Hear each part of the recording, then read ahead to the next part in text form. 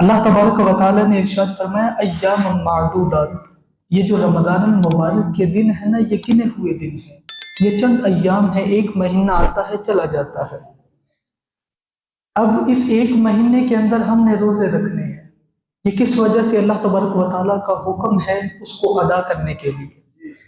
سارا سال صرف رمضان کے مہینے کے علاوہ ہم کھاتے بھی اپنے ٹائم پر ہیں، پیتے بھی اپنے ٹائم پر ہیں، اس کے علاوہ جو معاملات ہم نے کرنے ہیں، جو ہماری خواہش ہوتی ہے حلال کاموں میں سے، حلال چیزوں میں سے ہم کھاتے پیتے ہیں۔ لیکن اس ماہ رمضان المبارک کے اندر جب ماہ رمضان المبارک کا ہم روزہ رکھتے ہیں نا، تو ہم اپنے نفس کی خواہش کے اعتبار سے نہیں چلتے، بلکہ ہم رب تبارک و تعالیٰ کے حکم کے اعتبار سے چلتے ہیں۔ کس طرح مثال دیتا چلوں کہ 30 مہینے ہیں نا، انسان نے روزہ رکھا ہوتا ہے گرمیوں کی، آج کل تو ٹھنڈے روزے تھوڑے سے ہو رہے ہیں نا، گرمی کی شدت ہوتی ہے، بندے کا حلق سوکھا ہوا ہوتا ہے، ہونٹ جو ہوتے ہیں یہ سوکھے ہوئے ہوتے ہیں، پانی کی طلب ہوتی ہے، پیاس کی طلب ہوتی ہے۔ بندہ افطار کے ٹائم سامنے بیٹھتا ہے نا، تو سامنے پانی بھی پڑا ہوتا ہے، مشروبات بھی پڑے ہوتے ہیں، دودھ بھی پڑا ہوتا ہے، فروٹ بھی پڑے ہوتے ہیں، کھانا بھی پڑا ہوتا ہے، بندہ اٹھا کے کھاتا نہیں ہے۔ کیوں؟ ابھی رب کا حکم نہیں ہوا کہ تم نے افطار کرنا ہے۔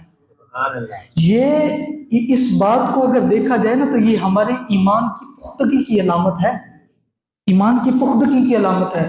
اس کے علاوہ ایک اور چھوٹی سی مثال دیتا چلو، ایک تو یہ ہے نا کہ چلو دسترخوان لگا ہوا ہے، سب کے سامنے ہم کھا پی نہیں سکتے، اس کے سبھی دیکھ رہے ہیں۔ بندہ دن کے اندر کوئی تو ایسا ٹائم ہوتا ہے نا کہ بندہ دن کے اندر کچھ ایسے لمحات ہوتے ہیں کہ بندہ اکیلا ہوتا ہے، اس وقت بندہ کھا بھی سکتا ہے، پی بھی سکتا ہے، سارے معاملات کر سکتا ہے، لیکن بندہ پھر بھی نہیں کھاتا۔ کیوں؟ وہ واحد ذات دیکھ رہی ہے۔ یہ ایمان کی پختگی نہیں تو اور کیا ہے، یہ ہمارے ایمان کی پختگی ہے۔ رب تبارک و تعالیٰ نے اسی لیے ارشاد فرمایا ایام معدودات، گنے چنے دن ہیں جن کے اندر تم نے رمضان مبارک گزارنا ہے، روزے رکھنے ہیں۔ پھر آگے رب تبارک و تعالیٰ نے بڑا ہی خوب ارشاد فرمایا، رب تبارک و تعالیٰ نے ارشاد فرمایا فمن کان منکم مریضا، جو تم میں سے کوئی بیمار ہو، مرض لاحق ہو، اس کے لیے اجازت ہے۔ آگے ارشاد فرمایا او علی سفر، اور جو کوئی سفر کے اندر ہو، سفر مطلب 57.5 میل، یہ جو اسلام کی باؤنڈری ہے، اس کے اعتبار سے ہم نے سفر طے کرنا ہے 92 کلومیٹر، یعنی 92 کلومیٹر کا اگر سفر ہے تو اس وقت ہم روزہ چھوڑ سکتے ہیں، ہمیں روزہ چھوڑنے کی اجازت ہے، لیکن روزہ چھوڑنے کی اجازت ہے، لیکن پھر بعد میں قضا بھی ضروری ہے، اس کی ہمیں قضا کرنی پڑے گی۔ اگر اللہ تبارک و تعالیٰ نے ارشاد فرمایا فَعِدَّةٌ مِّنْ أَيَّامٍ أُخَرَ، یہ جو بیماری کی حالت کے اندر تم نے روزے چھوڑے ہیں، یہ سفر کی وجہ سے روزے چھوڑے ہیں نا، فَعِدَّةٌ مِّنْ أَيَّامٍ أُخَرَ، رمضان المبارک کے علاوہ جتنے بھی دن ہیں ان کی قضا کیا کرو، ان کو رکھا کرو رب تبارک و تعالیٰ نے۔ اور یہاں پر روزہ چھوڑنے کے متعلق یہ بیان کرتا چلوں کہ جس طرح ایک بیماری کی حالت کے اندر یہ ہے کہ بیمار بندہ ہے، اس کو اجازت ہے۔ اب ایک شخص ہے جس کو بیماری تو لاحق ہے، لیکن فی الوقت اس کے جسم کے اوپر آثار نہیں ہے، بندہ بیمار تو ہے، میڈیسن وغیرہ کھا رہا ہے، لیکن ابھی تندرست ہے، لیکن اندر ہی اندر مجھے بیماری لگی ہوئی ہے۔ مثال کے طور پر جس کا شوگر لیول لو ہو جاتا ہے، اس کے متعلق ڈاکٹر کا یہ کہنا ہے کہ اگر وہ جب اس کی شوگر لو ہو جاتی ہے، وہ میٹھا نہیں کھائے گا تو وہ اپنی جان کو خطرے کے اندر ڈالے گا۔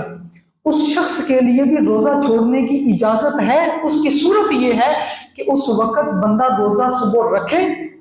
اگر جسم نے ساتھ دیا تو روزہ مکمل کرے، اگر راستے کے اندر بیماری لاحق ہو گئی تو آپ میٹھا کھا کر روزہ توڑ سکتے ہیں، روزے کا گناہ تو نہیں ہوگا آپ کے اوپر، روزے کا گناہ نہیں ہوگا، لیکن بعد میں رمضان کے بعد اس کی آپ کے اوپر قضا رکھنا لازم ہے۔ اسی طرح وہ عورتیں کہ جن کے بطن کے اندر بچہ ہوتا ہے، پیٹ کے اندر بچہ ہوتا ہے، وہ روزہ تو رکھ سکتی ہیں، لیکن ماہر جو طبیب ہے اگر وہ اس کو مشورہ دیتے ہیں، مثال کے طور پر جب آخری ایام آتے ہیں، ماہواری کے جب آخری ایام آتے ہیں ڈیلیوری کے وقت، اس وقت جو زوجہ ہوتی ہے، جو بیوی ہوتی ہے یا عورت ہوتی ہے، اس کے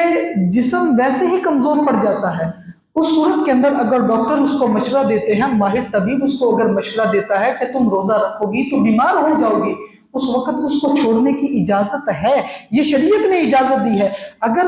وہ روزہ رکھ لے گی، اس کو پائے تکمیل تک پہنچ جائے گی اور اس کا جسم بھی ساتھ دے گا تو یہ اس کے لیے اجر و ثواب کا باعث ہے۔ اسی طرح وہ خواتین کے جو بچہ ابھی بالکل چھوٹا ہے، بالکل چھوٹا ہے کہ دودھ پلانے والی ہے، وہ بعض اوقات دودھ پلاتے وقت کمزوری سی جسم کے اوپر لاحق ہو جاتی ہے، اگر ایسا معاملہ ہے تو وہ روزہ اس کو چھوڑنے کی اجازت ہے، پھر بھی اگر رکھتی ہے تو اس کو اجر و ثواب ملے گا۔ اگر وہ راستے کے اندر اگر آدھے روزے مکمل کرتے ہوئے وہ بیمار ہو جاتی ہے تو اس وقت اس کا روزہ توڑنا، افطار کرنا، اسی وقت کھانا پینا اس کے لیے جائز ہوگا، گناہ نہیں ہے، لیکن بعد میں اس کی بھی قضا لازم ہوگی۔ اب ایک اور آخری بات کہ ایک ایسا شخص ہے، ایک ایسا برا شخص ہے جس کو شریعت کی اصطلاح کے اندر شیخ فانی کہا جاتا ہے۔ اب وہ ایسا برا ہے، وہ بعد میں قضا بھی نہیں کر سکے گا۔ اگر وہ تندرست ہوتا تو رمضان کے روزہ رکھ لیتا، اتنا برا ہے کہ رمضان بھی گزر گیا، اس کے بعد دن بدن اس کے اوپر بڑھاپا ہی لاحق آ جا رہا، بڑھاپا ہی اس کے اوپر ہے۔ اب وہ شخص اس صورت کے اندر کیا کرے گا؟ اب اس شخص کو بھی روزے چھوڑنے کی اس برے شخص کو اجازت ہے۔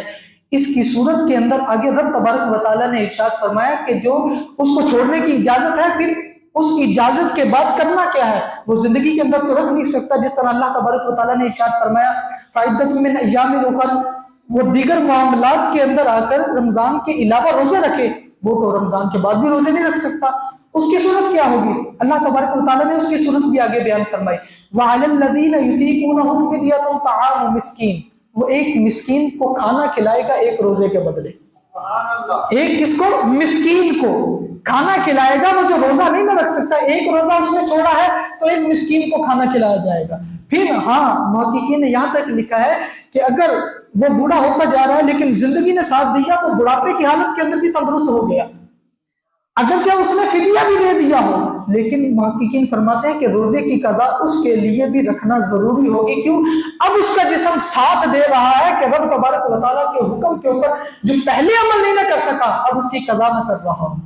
ایک آخری حدیث مبارکہ روزوں کے متعلق، یہاں سے پھر آیت مبارکہ آگے چلیں گے۔ آخری حدیث مبارکہ روزوں کے فضائل کے متعلق مصطفیٰ کریم علیہ الصلوۃ والسلام نے ارشاد فرمایا، امام احمد بن حنبل نے احمد بن حنبل کے اندر امام حاکم نے اس کو روایت کیا ہے، شعب الایمان کی بھی یہ روایت ہے، عبداللہ بن عامر رضی اللہ تعالیٰ عنہ کے متعلق یہ فرماتے ہیں کہ مصطفیٰ کریم علیہ الصلوۃ والسلام نے ارشاد فرمایا کل بروز قیامت، کل بروز قیامت روزہ بھی شفاعت کرے گا، جو قرآن تم پڑھ رہے ہو یہ قرآن بھی تمہارے لیے شفاعت کرے گا۔ روزہ بھی اور قرآن بھی کیسے شفاعت فرمائے گا؟ مصطفیٰ کریم علیہ الصلوۃ والسلام نے ارشاد فرمایا روزہ رب کی بارگاہ میں عرض کرے گا، اے میرے مالک و مولا، دن بھر کے اندر میں نے اس بندے کو کھانے پینے سے روکے رکھا، میں روزہ سے تھا، دن بھر کے اندر روزے کی وجہ سے اس کو نہ میں نے کھانے دیا نہ پینے دیا، دیگر مشروبات بھی تھے، سارا کچھ نہیں کرنے دیا۔ حضور علیہ الصلوۃ والسلام ارشاد فرماتے ہیں تو رب کی بارگاہ میں عرض کرے گا، اے میرے مالک و مولا، مجھ روزے کی سفارش کو قبول کر لے اور اس کی مغفرت فرما دے۔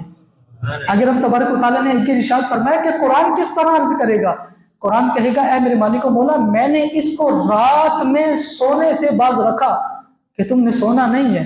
رات میں قرآن کی تلاوت کرنی ہے، تم نے سونا نہیں ہے، قرآن کی تلاوت کر رہے ہو یا تراویح پڑھ رہے ہو، قرآن سن رہے ہو، قرآن پڑھا رہے ہو۔ اے میرے مالک و مولا، میں قرآن نے اس کو رات میں سونے کی وجہ سے باز رکھا کہ یہ سو نہیں سکا میری وجہ سے۔ حضور علیہ الصلوۃ والسلام فرماتے ہیں کہ وہ رب کی بارگاہ میں عرض کرے گا کہ مجھ قرآن کی سفارش کو قبول فرما لے۔ حضور علیہ الصلوۃ والسلام نے ارشاد فرمایا رب روزے کی بھی سفارش کو قبول فرمائے گا اور ساتھ میں ساتھ قرآن کی بھی سفارش کو اس بندے کے حق کے اندر قبول فرمائے گا۔ اللہ تبارک و تعالیٰ سے دعا ہے کہ رب تبارک و تعالیٰ جتنا ہم نے سنا سمجھا اس پر عمل کرنے، اسے دوسروں تک پہنچانے کی توفیق عطا فرمائے۔ آمین بجاہ نبی کریم صلی اللہ تعالیٰ علیہ وسلم۔